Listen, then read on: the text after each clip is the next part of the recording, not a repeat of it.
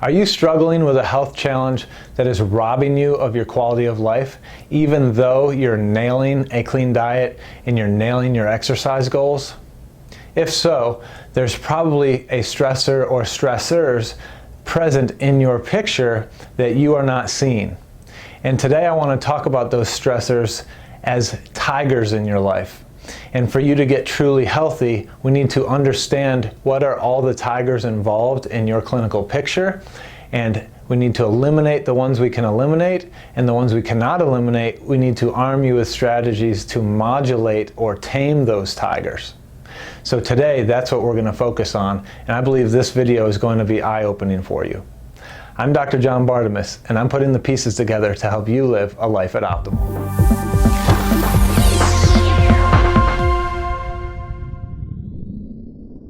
In order for you to be truly healthy, you have to be an expert tiger tamer. What? What is a tiger tamer? You're going to learn that today. But like I said, in order for you to be truly optimal from a health perspective, you have to be an expert tiger tamer. Now, in this context, a tiger is a stressor.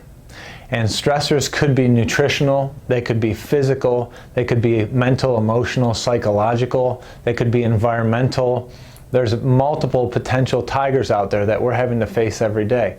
Or stressors that we consciously perceive, those are the easy ones, but we don't perceive the imperceptible ones, right? So say environmental toxins, mold in your air ducts, toxins in the water you're drinking or swimming in, right? But those are all as real as the tigers that you might see on your plate or that you experience when you're sedentary in a recliner for too long.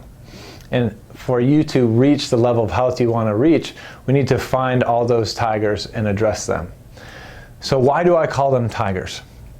Well, genetically, we are still hunter-gatherers, okay? And throughout human history, we've spent most of our time in evolution as hunter-gatherers.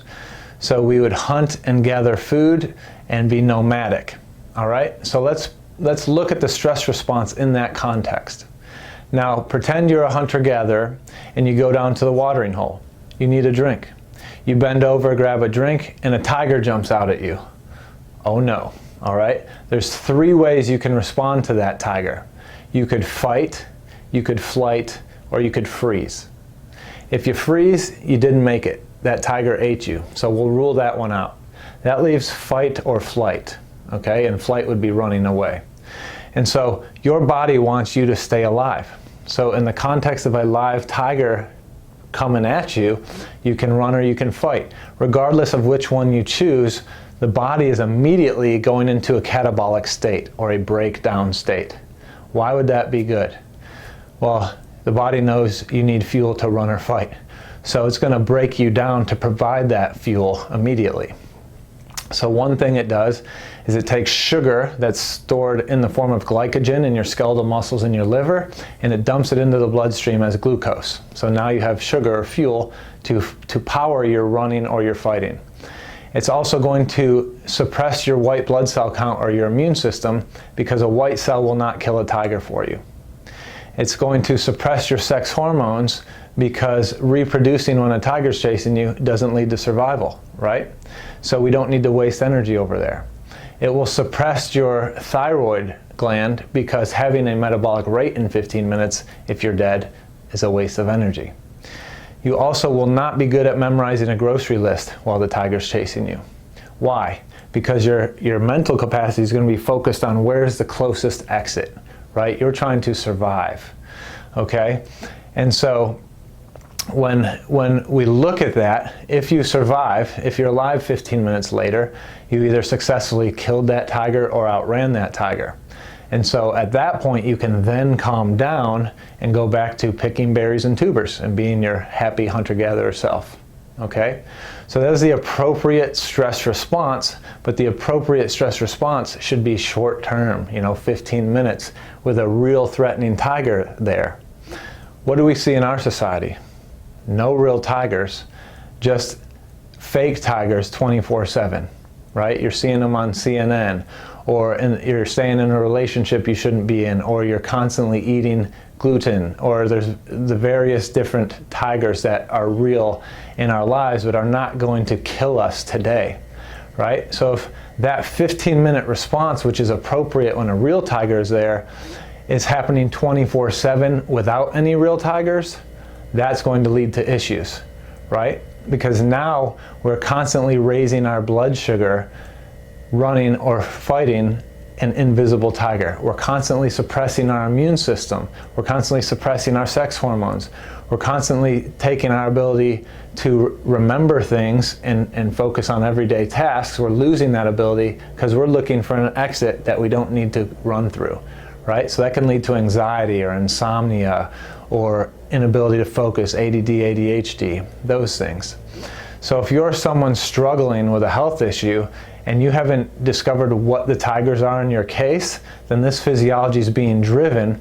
And even though you may be eating a good diet and exercising every day, that might not be enough to overcome the chronic response to the tigers in your life. And one other thing I want to add there is, just because you're hitting boot camp 5 to 6 times a week doesn't mean that's actually good for you in the context of your case currently, right? We all agree that we should exercise very frequently, but if you're already stressed by multiple tigers, adding high intensity exercise 5 to 6 times a week might be another tiger that's tipping you over towards an exacerbation of whatever your health challenge is. So I throw that out there to have you consider that maybe you're overtraining in the context of your current physiology. So look to tame tigers. What you can do today is sit down and just lay out, what are the tigers that I'm aware of? And the ones that you can eliminate, eliminate, right? What if you have tigers you can't eliminate? I had a patient sitting across from me one day, and I was giving her this metaphor, and she said, well, that's all great, but my tiger is my 8-year-old son, and he's not going anywhere for a while. What do we do there, right? So if you can't eliminate your 8-year-old son, you need to develop strategies to modulate the stress better, okay? And some of those strategies may be relational strategies between you and your son. There may be boundaries that need to be set between you and your son, but also you may need to focus on getting more parasympathetic, which is the opposite of that sympathetic or stress response. And those are things like meditation, diaphragmatic breathing, petting a dog, walking in the woods barefoot. There's various things that are strategies that you can use. And so if this is overwhelming to you, partnering with a practitioner that is trained in these things and can help you recognize tigers and help you create a strategy to address those tigers is going to be key in you achieving your goals of optimal health. So I'm Dr. John Bartemus of Functional Medicine Charlotte, and I am that expert, and I do that every day with people. And if you would like to partner with me to help you get on that road to optimal, reach out at functionalmedicinecharlotte.com. Let's tame some tigers.